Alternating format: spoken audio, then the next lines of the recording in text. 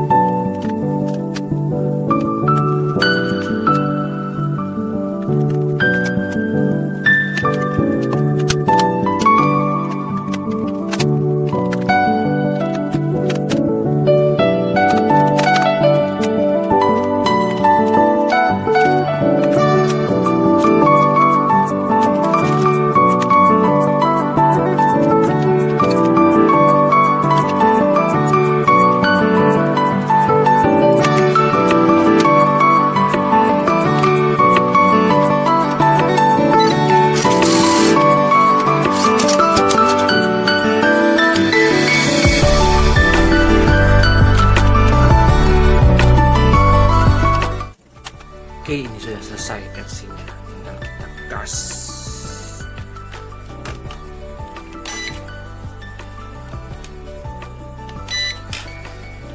Gas saja.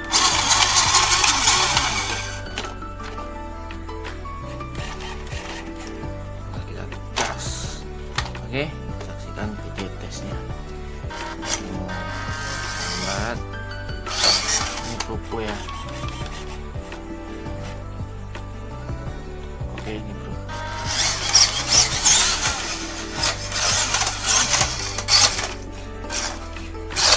Susah nggak apa-apa, kita ganti yang ini metal. Ini lembut.